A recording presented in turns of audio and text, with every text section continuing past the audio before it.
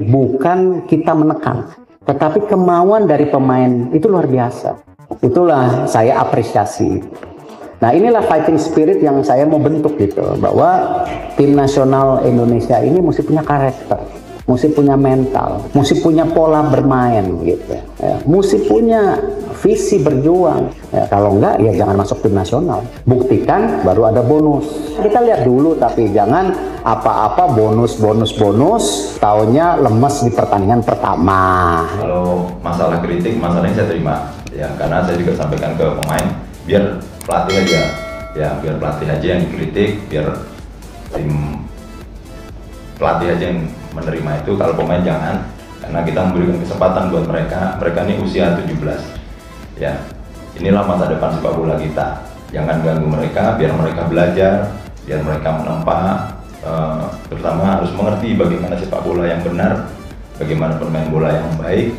Dan kalau masalah itu saya nggak masalah, dibilang nggak bagus, kemudian dibilang mungkin monoton mainnya atau latihannya nggak bagus, nggak apa-apa, nanti saya kan bisa belajar lagi, karena kita harus belajar terus. Saya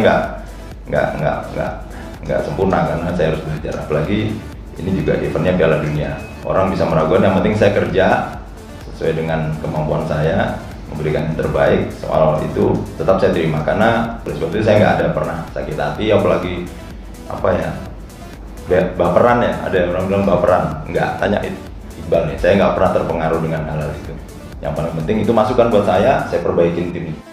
Tidak hanya kita wajib rayakan, tetapi justru harus kita perjuangkan. Perjuangan dalam arti ini merupakan kesempatan buat Indonesia. Rumah kita, panggung kita, untuk Garuda Muda bisa mendunia.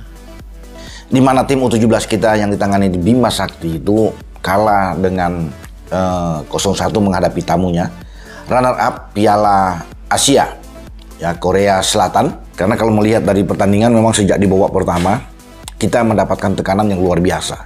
Ya wajar lah, ya, karena ini tim kita kan masih dalam pembentukan. Ya, saya juga memang agak was-was ketika melihat pertandingan ini kemarin. Ya, saya pikir ini akan bisa di atas 2 gol, tapi ternyata pertahanan yang komandoi oleh Kapten kesebelasan Iqbal Dwi Yange sangat baik, sangat disiplin, walaupun mendapatkan gempuran habis-habisan ya.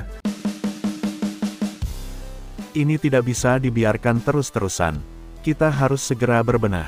Ketua Umum PSSI Erick Thohir nampaknya sangat marah melihat timnas U17 yang dipersiapkan untuk tampil di Piala Dunia kembali mengalami kekalahan. Timnas U17 Indonesia kembali mengalami kekalahan di laga uji coba melawan Korea Selatan U17 dengan skor 1-0. Ini menjadi kekalahan ketiga Garuda Muda di laga uji coba. Kekalahan ini pun membuat Erick Thohir seperti kehilangan kesabarannya, dan dia ingin ini segera dibenahi menyusul Piala Dunia yang sudah tinggal beberapa bulan lagi. Garuda Muda kalah tipis 1-0 dari Korea Selatan U17 di laga uji coba. Timnas Indonesia U17 menghadapi Korea Selatan U17 pada laga uji coba untuk mempersiapkan diri menjelang Piala Dunia U17 2023. Duel ini berlangsung di Patriot Candrabaga, Bekasi, Rabu 30/8 malam. Kedua tim sama-sama bermain dengan pressing tinggi di awal laga. Namun, Korea Selatan punya sirkulasi bola yang lebih baik hingga bisa lepas dari pressing Garuda Muda. Korea Selatan punya peluang di menit ke-10. Jin Taeho bisa melepas tembakan di antara kepungan para pemain Indonesia. Namun, usahanya masih melebar. Indonesia berusaha lepas dari tekanan Korea Selatan. Pasukan Bima Sakti punya kesempatan saat Aulia Rahman terbebas usai mendapat umpan panjang. Aulia gagal memanfaatkan peluang ini karena tendangan volinya jauh dari sasaran. Pressing Korea Selatan membuat Indonesia sulit mengembangkan permainan. Indonesia terus berada di bawah tekanan Korea Selatan. Barisan belakang Indonesia yang dikomandoi Iqbal Dwi Yange tampil disiplin. Hal ini membuat Korea Selatan kesulitan bikin peluang meski menguasai laga. Rizky Afrizal mencoba mengancam dari situasi bola mati. Namun, eksekusi Rizky masih jauh dari sasaran. Tembakan jarak jauh masih jadi solusi Indonesia untuk menekan. Caviatur Rizky melancarkan tembakan dari luar kotak penalti. Gol belum tercipta karena bola masih melambung. Tak ada gol yang tercipta hingga babak pertama berakhir. Skor tetap 0-0 hingga turun minum. Selepas jeda, Indonesia lebih berani menyerang. Dua kesempatan dimiliki Rizky Afrizal yang menusuk dari sisi kiri. Keputusan akhir Rizky tak cukup baik hingga dua peluang ini terbuang. Pada menit ke-66, Korea Selatan bisa memecah kebuntuan. Umpan Jin Tae-ho dari sisi kiri ditepis oleh Ikram Al-Ghifari. Bola liar jatuh ke Baek Gaon yang langsung menyambarnya menjadi gol. Korea Selatan punya kesempatan untuk mencetak gol kedua pada menit ke-78. Mereka mendapat penalti usai Amirul Amin melakukan pelanggaran di kotak penalti. Namun, eksekusi yang sekun masih menerpa Mistar. Ahmad Zidane hampir menyamakan kedudukan untuk Indonesia. Sepakannya tapi masih melebar tipis. Memasuki babak kedua, permainan terbuka lebih terlihat. Timnas Indonesia beberapa kali memberikan ancaman serius ke lini pertahanan Korea. Masuknya Arhan Kakak turut meningkatkan kinerja lini depan Indonesia. Rizky Afrizal sempat dua kali memberikan ancaman serius. Namun tembakan Rizky melambung di atas gawang dan peluang berikutnya gagal karena kiper Korea sigap keluar. Dalam situasi alur serangan yang silih berganti, Timnas Indonesia U17 kebobolan pada menit ke-66 lewat Baek Gaon.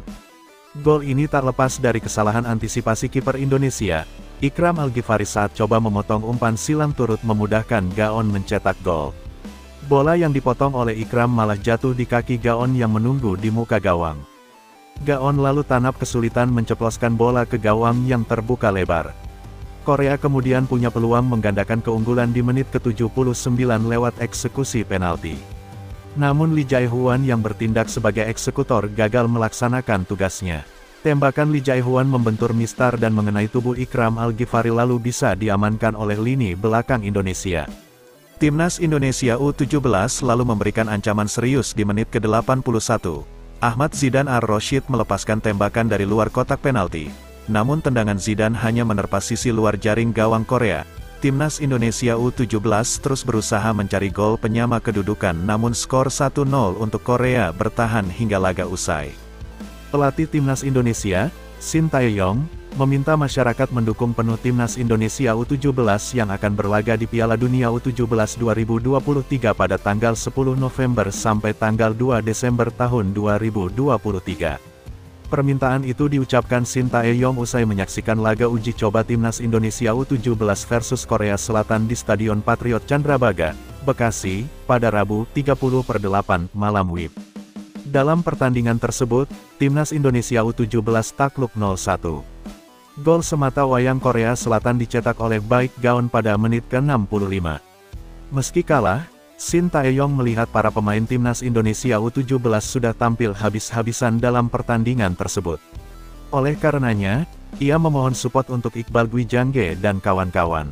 Saya dengar, Timnas Korea Selatan U17 kemarin saja latihan dengan intensitas tinggi.